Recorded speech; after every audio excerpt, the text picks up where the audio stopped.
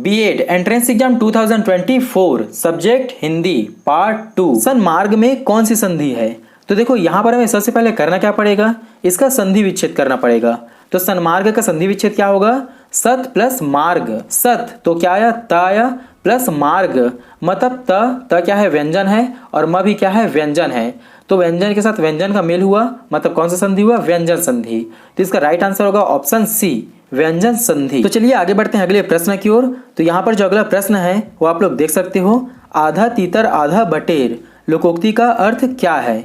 यहाँ पर आप लोगों के सामने चार ऑप्शन दिए गए हैं। बेतुका मेलू, ऑप्शन बी है शादी में शामिल होना, ऑप्शन सी है अलग अलग रहना, ऑप्शन डी है भीड़ इकट्ठा करना। तो इसका सही उत्तर क्या होगा, ऑप्शन ए बेतुका मेलू। जी हाँ बच्चों, इसका राइट आंसर होगा ऑप्शन ए बेतुका मेलू। तो चलिए आगे बढ़ते हैं अगले प्रश्न की ओर। यहाँ पर जो नेक्स्ट प्रश्न है वो आपसे ये पूछ रहा है, गाल फुलाना मुहावरे का अर्थ क्या है। ऑप्शन ए है डिंग मारना, बी है लज्जित होना, सी है रूठ जाना। तो इसका राइट आंसर क्या होगा, ऑप्शन सी रूठ जाना। ओके गाइस, इसका राइट आंसर है ऑप्शन सी रूठ जाना। चलिए आगे बढ़ते हैं अगले प्रश्न की ओर। निम्नलिखित में से कौन सा शुद्ध वाक्य है। आपके सामने चार ऑप्शन दिए गए हैं। बेफजूल न बोलो, फजूल मत बोलो, फजूल बोलो, बेफजूल मत बोलो।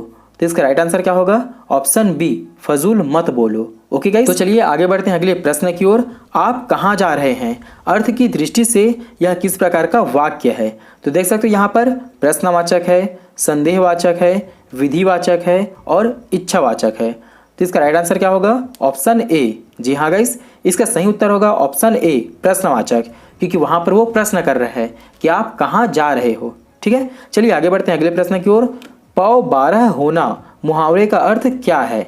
यहाँ पर देख सकते हो, पौ 12 होना मुहावरे का अर्थ क्या है। बहुत भूखा होना, यहाँ पर बी है हार कर भाग जाना, सी है खूब लाभ प्राप्त करना, और डी है रोटी रोटी छीनना। तो इस प्रश्न का सही उत्तर होगा ऑप्शन सी खूब लाभ प्राप्त करना। तो चलिए आगे बढ़ते हैं नेक्स्ट प्रश्न की ओर। तो यहाँ पर जो अगला प्रश्न है वो आप लोगों से पूछ रहा है, जैसा बोओगे वैसा काटोगे, यह वाक्य इनमें से किस प्रकार का है। ठीक है, संयुक्त वाक्य है, संदेहवाचक वाक्य है, कि मिश्रित वाक्य है, कि सरल वाक्य है। तो क्या होगा, जैसा बोओगे वैसा काटोगे। ठीक है, मतलब दो शब्द मिले हुए हैं, तो क्या हो जाएगा इसका राइट आंसर, ऑप्शन सी मिश्रित वाक्य। जी हाँ गाइस, इसका राइट आंसर होगा ऑप्शन सी मिश्रित वाक्य। तो चलिए आगे बढ़ते हैं अगले प्रश्न की ओर।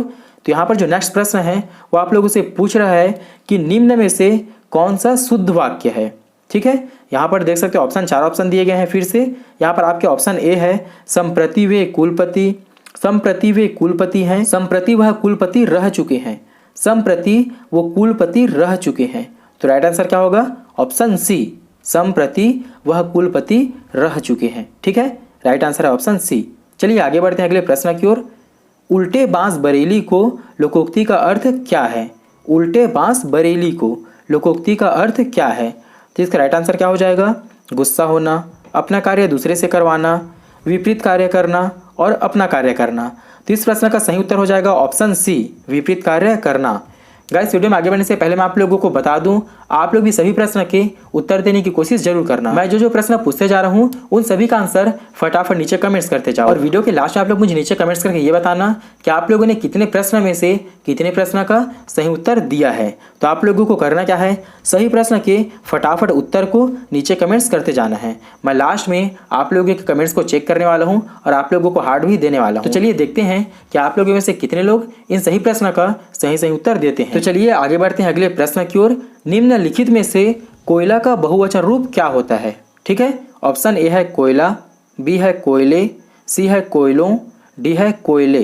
तो क्या होगा, बहुत लोगों को नहीं पता होगा और बहुत लोगों को पता भी होगा, बट 90% लोगों को इसका राइट आंसर पता नहीं होगा। तो इस प्रश्न का सही उत्तर होगा ऑप्शन ए कोयला। ऑलरेडी पहले से ही बहुवचन रूप है, तो इसका सही उत्तर होगा ऑप्शन ए कोयला। यही बहुवचन है और यही एक वचन है। तो चलिए आगे बढ़ते हैं अगले प्रश्न की ओर। तो यहाँ पर हमसे अगला प्रश्न पूछा जा रहा है, प्रागैतिहासिक में किस उपसर्ग का प्रयोग है।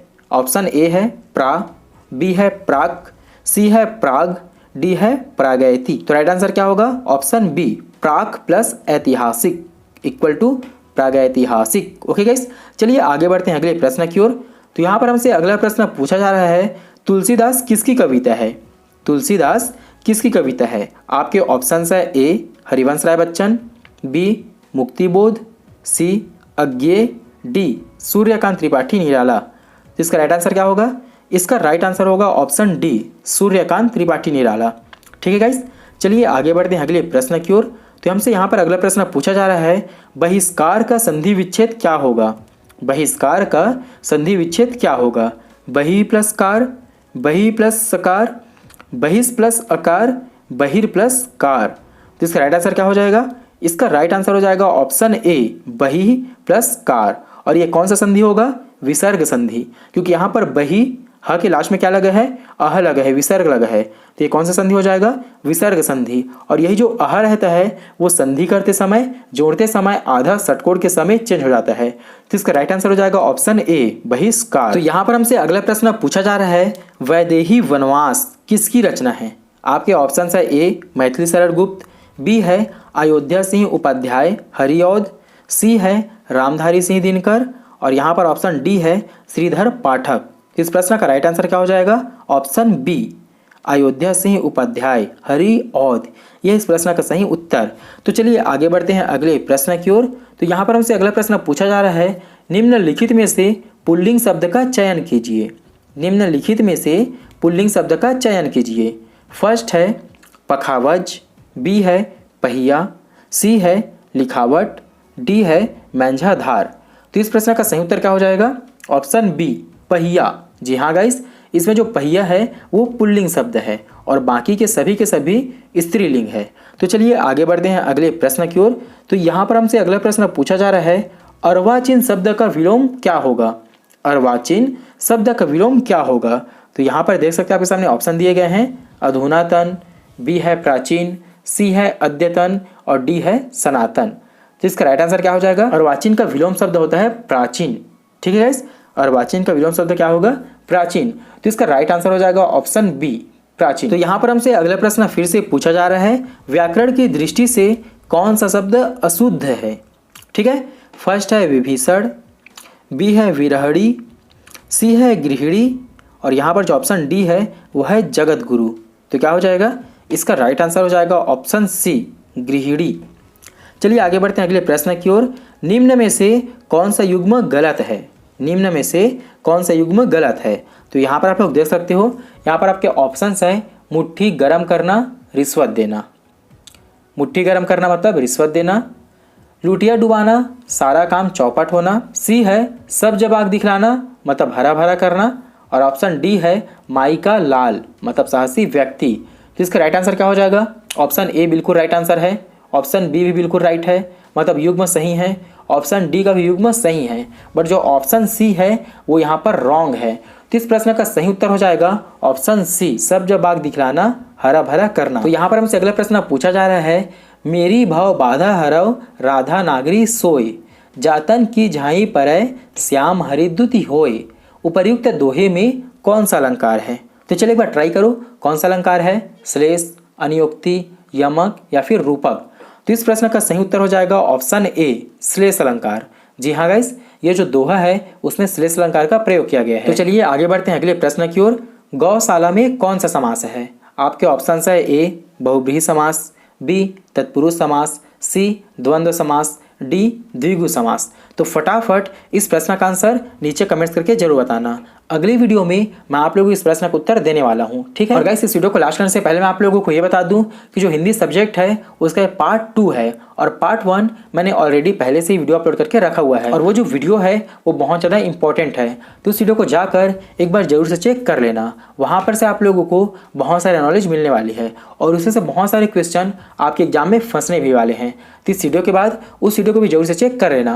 और अगर आप लोगों ने अभी तक वीडियो को लाइक नहीं किया है तो वीडियो को लाइक करने के साथ साथ चैनल को सब्सक्राइब करके उस बगल के बेल आइकन को ऑल नोटिफिकेशन करके ऑन कर लेना, क्योंकि मैं जब भी इसी तरह की वीडियो को अपलोड करते रहूँगा तो आप लोगों को सभी वीडियो की नोटिफिकेशन मिलती रहेगी।